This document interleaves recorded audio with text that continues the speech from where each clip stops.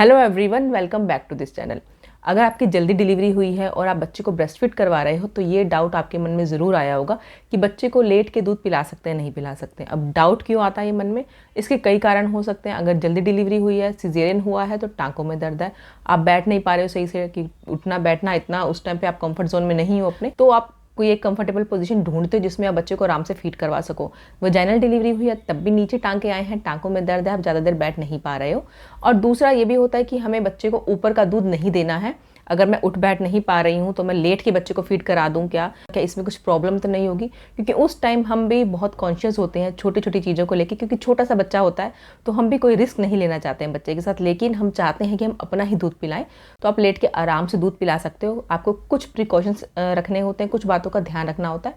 मैंने अपने दोनों बच्चों को, एक को 2 साल तक, एक को 3 साल तक ब्रेस्ट फीड कराया है और मोस्ट ऑफ द टाइम मैंने लेट कर ही फीड कराया है। उसमें कोई प्रॉब्लम नहीं होती है। उस टाइम बच्चा इतना छोटा है ना, हम आसपास इतनी बातें सुनते हैं, हमें खुद इतनी बातें हमारे दिमाग में आने लगती हैं कि बच्चा अगर लेट के फीड करेगा तो कहीं उसके नाक में ना फंस जाए, क्योंकि हम देखते हैं ना, सुनते हैं कि बच्चा कई बार नाक से उल्टी कर देता है, या बच्चे के गले में ना फंस जाए, या बच्चे की सांस की नली में ना फंस जाए, या बच्चे के, हम ये भी सुनते हैं कि बच्चे के कान में अगर दूध चला गया तो बच्चे को ईयर इन्फेक्शन हो सकता है।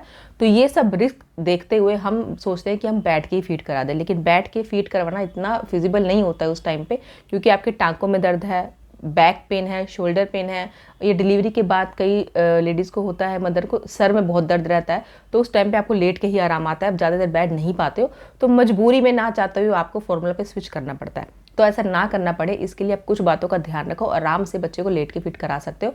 मैंने पर्सनली जो दोनों बच्चों को 1 महीने के बाद मैंने लेट के फीड कराना शुरू किया था, क्योंकि होता है ना, जब पहला बच्चा होता है हमें पता ही नहीं होता है, हम सॉल्यूशन ही ढूंढते रहते हैं।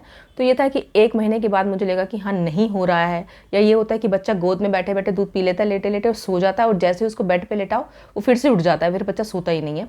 तो ये सब करते करते ढूंढने के बाद मुझे लगा कि हाँ मैं लेट के आराम से फीड करा सकती हूँ। तो उसके बाद मेरी जो ब्रेस्ट फीडिंग जर्नी है बहुत स्मूथ निकली है, 2 या 3 साल तक जितना टाइम में मैंने फीड कराया। तो कुछ बातों का आपको ध्यान रखना है, जैसे जब आप बच्चे को लेट के फीड करा रहे हो तो इसमें 2-3 पोजीशन होती हैं। अगर आप सीधे लेटे हो तो बच्चे को आप अपने ऊपर लेटा सकते हो। ऊपर लेटा करके क्या होता है कि आपका पेट और बच्चे का जो पेट है वो टच करता है, उस पोजीशन में आप आराम से बच्चे को फीड करवा सकते हो। आपको कुछ बातें जो है और ध्यान रखनी है, जैसे कि बच्चा का जो नाक है वो आपकी ब्रेस्ट से दूर रहना चाहिए, इसका नाक ना दब जाए। और दूसरा ये है कि अगर आप साइड पोजीशन में बच्चे को लेट के फीड करा रहे हो, साइड पोजीशन में भी यही होता है कि आपका पेट और बच्चे का पेट आपस में टच करना चाहिए। बच्चे को ये नहीं कि आपने सीधा लेटाया है और बच्चे का गर्दन ऐसे बच्चे की मुड़ी हुई है, ऐसा नहीं करना है। बच्चे का पेट और आपका पेट टच होगा, बच्चे का जो चिन है वो आपकी ब्रेस्ट पे टच करना चाहिए, तो उससे क्या होगा, बच्चे का जो नाक है वो आपकी ब्रेस्ट से दूर रहेगा। एक यही मेन कंसर्न होता है जो आपको बहुत ध्यान रखना है कि बच्चे का नाक, क्योंकि इतना छोटा बच्चा है ना कि आपकी ब्रेस्ट से उसका नाक है, उसका फेस दब जाता है। तो सिर्फ एक यही चीज़ होती है जो आपको मेनली ध्यान रखनी है। और दूसरा, बच्चे का जो सिर है वो थोड़ा ऊंचा होना चाहिए। आप साइड में लेट करके अपने हाथ के ऊपर बच्चे का सर रखो, या जो बच्चे के जो छोटे हुए पिलो आते हैं पतले वाले, या कुछ घरों में होता है राई का, सरसों का पिलो भी बनाया जाता है, जिससे कि बच्चे का जो सर है, शेप है, वो गोल रहे। तो ऐसा कर कर आप पिलो यूज़ कर रहे हो तो वही आप रख सकते हो, नहीं तो अपने हाथ के ऊपर बच्चे का सर रखो कि बच्चे का सर थोड़ा ऊंचा रहे, तब वो कंफर्टेबली फीड करता है बच्चा आराम से।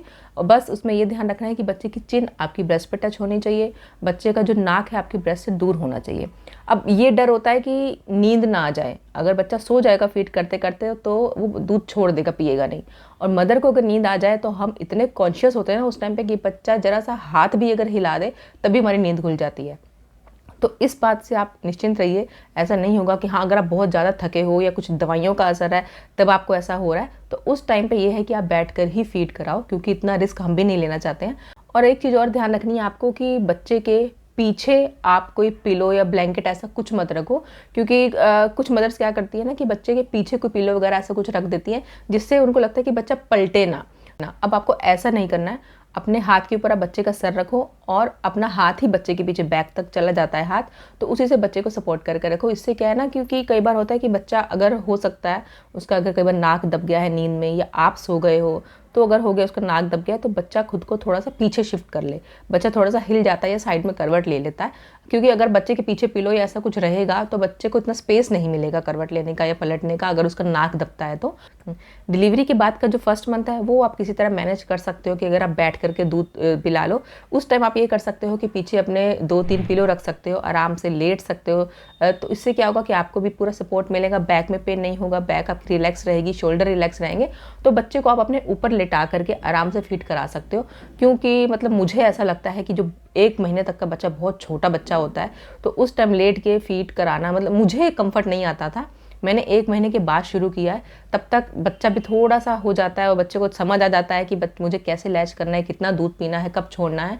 मदर को भी इतना समझ में आ जाता है कि बच्चा कितना फीड लेगा और किस पोजीशन में बच्चा कंफर्टेबल है, तो अब आप आराम से दूध पिला सकते हो। फिर जैसे जैसे बच्चा बड़ा होने लगता है ना, तब होता है कि जब हम सॉलिड स्टार्ट करते हैं तो उसके बाद ये होता है कि बच्चा फीड भी धीरे धीरे कम करता जाता है। फिर उसको होता है कि जब उसको नैप लेना है, सोना है, तभी उसको फीड लेना है, या नाइट टाइम में बच्चा फीड लेगा। अब मन में ये डाउट आता है कि बच्चा हम लेट के तो फीड करा रहे हैं, बच्चा फीड लेते लेते सो गया है, लेकिन हम बच्चे को बर्प कैसे दिलाएं? बर्प दिलाएंगे तो फिर हमें बार बार उठना पड़ेगा।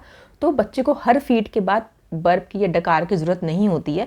शुरू के कुछ दिनों में होता है, धीरे धीरे बच्चा सेटल डाउन हो जाता है, तो उसके बाद ज़रूरी नहीं है कि बच्चे को हर फीड के बाद बर्प दिलाना ही दिलाना है।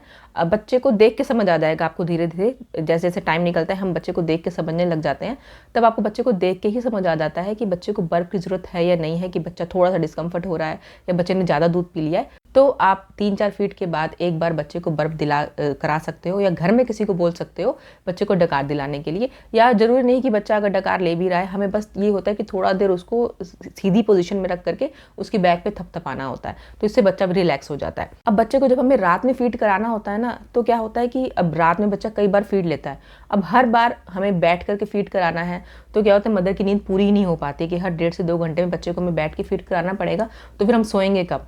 तो उससे क्या होता है ना कि मदर भी फ्रस्ट्रेट होने लगती हैं, क्योंकि रात भर सो नहीं पाई हैं, दिन भर बच्चे को भी देखना है। तो ये होता है कि यार ये 6 महीने का कब होगा, कब इसका सॉलिड स्टार्ट होगा। और सही में ऐसा होता है, दिमाग में ऐसी बातें आती हैं, क्योंकि आप ये ना कितना टाइम तक आप रात भर जगते रहोगे, तो इसलिए आप लेट करके आराम से फीड करा सकते हो। तो इसमें ये होता है लेटे लेटे जब बच्चे को फीड कराते हो ना रात में भी, तो बच्चे को भी इसकी आदत लग जाती है, बच्चा भी इसी पोजीशन में सबसे ज़्यादा कंफर्ट मिलता है बच्चे को भी, और बच्चा आप देखोगे आराम से रिलैक्स होकर के फीड करता है, और जब फीड करते करते सो जाता है, और जब उसकी नींद खुलती है वो फिर से अपने आप ही फीड पकड़ लेता है, अपने आप ही ब्रेस्ट पकड़ लेता है और फिर से फीड लेने लग जाता है। तो आप बड़े आराम से रिलैक्स होकर बच्चे को लेट के फीड करवा सकते हो। बस कुछ बातों का आपको ध्यान रखना है जो भी हमने डिस्कस किया है। फिर भी अगर आपको कोई डाउट आता है मन में, तब आप अपने पीडियाट्रिशियन से कंसल्ट कर सकते हो। मैंने स्टार्टिंग में अपने पीडियाट्रिशियन से कंसल्ट किया था, तो उन्होंने मुझे यही बताया था कि अगर आप कंफर्टेबल हो, बच्चा कंफर्टेबल है, तो आप लेट के आराम से फीड करवा सकते हो। और बाकी ये जो पॉइंट्स जो हमने डिस्कस की कि आपको किन बातों का ध्यान रखना है, बस उन बातों का ध्यान रखिए। बच्चे का नाक जो है वो आपकी ब्रेस्ट से दूर रहना चाहिए, बच्चे का सर थोड़ा ऊंचा होना चाहिए, या आप अपने पीछे भी पिलो रख सकते हो आराम से, कि उससे क्या होगा कि बच्चा भी थोड़ा ऊपर रहेगा, आपका सर भी थोड़ा ऊंचा रहेगा, तो बच्चा आराम से फीड लेता रहेगा और कोई प्रॉब्लम नहीं होगी। सो होप ये वीडियो आप सबके लिए हेल्पफुल है। पसंद आए तो लाइक कीजिए, शेयर कीजिए जिनको भी आपको लगता है इसकी ज़रूरत है, और सब्सक्राइब कीजिए ऐसे ही और वीडियोज़ के लिए। Thank you for watching.